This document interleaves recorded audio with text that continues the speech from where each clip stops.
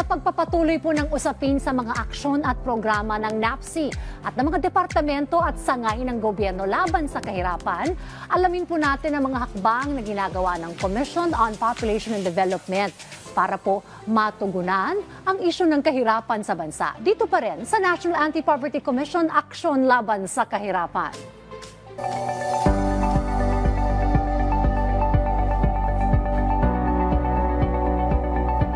Makakakwentuhan po natin ngayon dito sa ating programa si Ms. Mai Kiray, ang Knowledge Management and Communications Division Chief ng Commission on Population and Development upang pag-usapan kung paano nagko-converge ang mga ahensya at partners ng pamahalaan sa pagtugon sa issue ng kahirapan po sa ating bansa.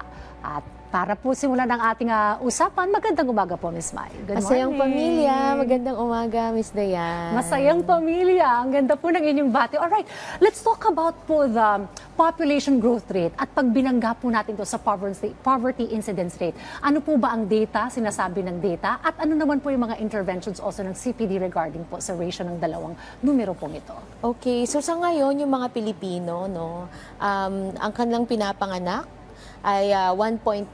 So, ibig sabihin, less than 2 children ang pinapanganak sa ngayon ng mga Pilipino. So, it's a good thing kasi makikita natin na kahit paano na-achieve nila yung gusto nilang bilang ng anak at when to have them. Yun lang, below replacement level ito. So, ang replacement level ay 2.1. Ibig sabihin, para ma-replace yung nanay at tatay sa population, dapat dalawa yung anak ng mga Pilipino. But at the same time, ang kailangan natin talagang pagtuunan ng pansin ay kahit na bumababa yung population, ang tanong, are these population educated, empowered, healthy, and employed? No? Para, kasi mas marami na yung working age sa ating population ngayon, 63.6% ang working age. Ibig sabihin, 15 to 64, mas madami sa population. Kesa dun sa mga bata na dependent, no? At dun sa mga matatanda na dependent population din. Okay, so pababa ang trend ng ating populasyon na nabanggit ninyo. And I think it's a good thing pag pinag-usapan ng ka-issue ng kahirapan kasi kumbaga umuunti yung nag-share sa mga available resources ng ating bansa. Now the question is, sabi mo nga, educated, empowered ba itong population na ito? What does the data say about this po?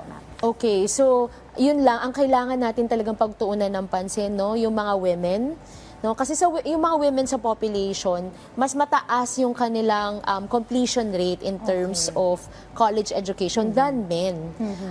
Yun lang ang tanong kasi, mas mababa naman ang employment rate ng mga women.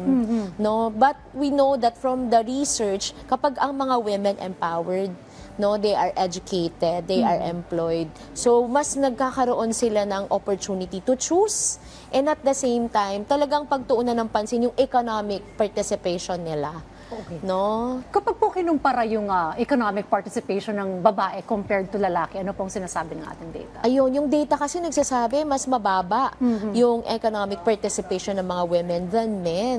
Kahit na mas matataas yung education level ng mga women than men. Ano po kaya ang reason? Maaaring nagbuntis. No? Maaaring qualitative data to Maaaring nanganak, tapos napunta na sa house. No? Kaya hindi na na-employ, hindi na nagkakaroon ng economic participation. Maaaring yun yung mga reasons. Pag-usapan naman po natin ng data na tumutumbok dun sa pagpapakasal and also with that live-in setup na I understand medyo nauuso rin po dito po sa ating bansa. Ano po ba ang data natin in terms of marriage and in terms of live-in? Ano po ang implications also with the setup as well, ma'am? Okay, so nag-quadruple from 1993 to 2022, yung nakikipag-live-in ng mga Pilipino. So doon sa study namin, na qualitative study on nuptiality and cohabitation, nakikita natin doon sa live-in, na mas marami yung nanganganak na naka-live-in setup than those in the formal union. So, ibig sabihin, mas maraming pinapanganak out of wedlock. So, ano ba ang implications nito? Kapag ganun, ang mga protection kasi yung gusto natin na sana yung mga bata, kahit they are born out of wedlock, protected pa din sila, yung equal rights meron sila. Ganun din yung mga women na nandoon sa setup na yung gusto natin protected sila against abuse. Gusto natin talaga yung kanilang social protection ay nandyan. Now, the issue of teenage pregnancy, hindi Yun. natin yan maisasang tabi. Ano po ang sinasabi ng ating mga numero about teenage pregnancy?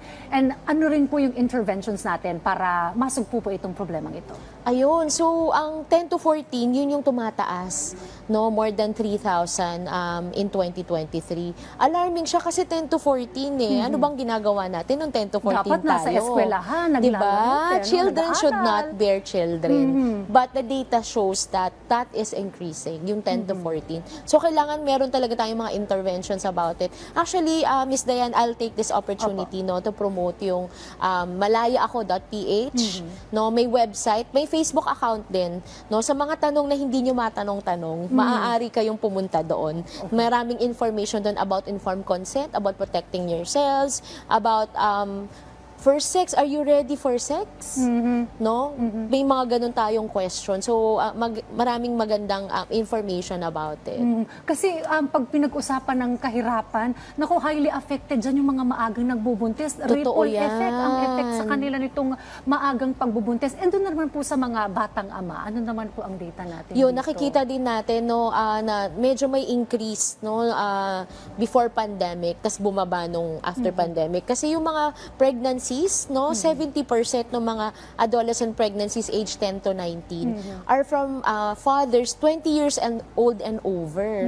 So from there, no, makikita natin na mas matatanda yung mga nakakabuntis sa ating mga kabataan. Eh pag ganun, may unequal power relations na.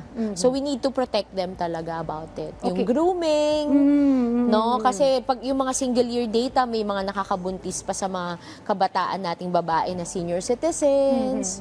So ayan, medyo alarming yung data natin. Now with the concept of convergence, paano naman po nagtutulong-tulungan ng iba't ibang ahensya ng gobyerno sa inyo pong ahensya para po maipatupad ang mga programa na tutugon po sa kahirapan? Ayun, so dahil kahirapan ay isa talaga nating priority no sa government. So meron talaga tayong convergence with government agencies. So kami sa commission, we are governed by Board of Commissioners. So makikita mo from there no na madaming ahensya talaga na dapat tumugon sa kahirapan at sa populasyon natin. Meron din tayong Executive Order 141 Technical Working Group where yung adolescent pregnancy ay isa talagang issue na ating tinutugunan. No, madami ding ahensya yun ng gobyerno para tugunan yung issue ng adolescent pregnancy, yung increasing sa 10 to 14, at tugunan yung lahat ng mga issues natin in the population kasama ang kahirapan. Now, in terms of celebrating women, dahil National Women's Month, Happy National Women's Month po sa inyo. And I learned na promote po kayo recently sa inyong posisyon. Worthy of celebration yung mga ganyan kapag ka nasa key leadership role sa mga babae. So, congratulations. So, ano naman po yung ating mga, kumbaga, interventions pagdating na sa inclusivity ng mga kababaihan, pagdating po sa mga programa po ng CPT? Ayun. So ngayon, ini-ensure talaga natin, no? We are really wanting na yung mga women, they have the family planning methods that they want, when they want it. Yung hiyang sa kanila. Yun talaga yung gusto natin, that women of reproductive age 15 to 49, ay maraming family planning method na makukuha sila, maa-access. No? So marami namang family planning methods available for women and men. So isa rin yun, aside from women, no, na National Women's Month, yung inclusivity na mga women, gusto din natin yung mga kalalakihan. Opo. Diba? So meron tayong kalalakihang tapat sa responsibilidad sa pamilyas or katropa. So gusto talaga natin yung mga lalaki naman mag-vasectomy, no, mag-condom kasi mababa ang users no ng condom at ng vasectomy. But at the same time, yung mga women pa rin talaga yung nagpa-family planning, pills, injectables at implants yung highest yung growth. So yan. Well, marami po kaming natutunan dito po sa inyo pong panayam na ito with you. Of course, maraming salamat. And again, Happy National Women's Month. Nakapanayam po natin si Ms. Mai at salamat po sa inyong pagbisita. At napakalaking tulong po ng mga programang inyo pong isinasagawa para po matugunan ang isyu ng kahirapan sa ating bayan. Yan po muna ang ating napag-usapan mga ka-RSP. Hinihikayat po namin kayong muling tumutok sa ating programa sa darating po na Huwebes and also every Tuesday po yan dito po sa Aksyon Laban sa Kahirapan. Kaya naman sabayan po ninyo ako, Ms. Mai, at sama-sama tayong umaksyon laban sa kahirapan.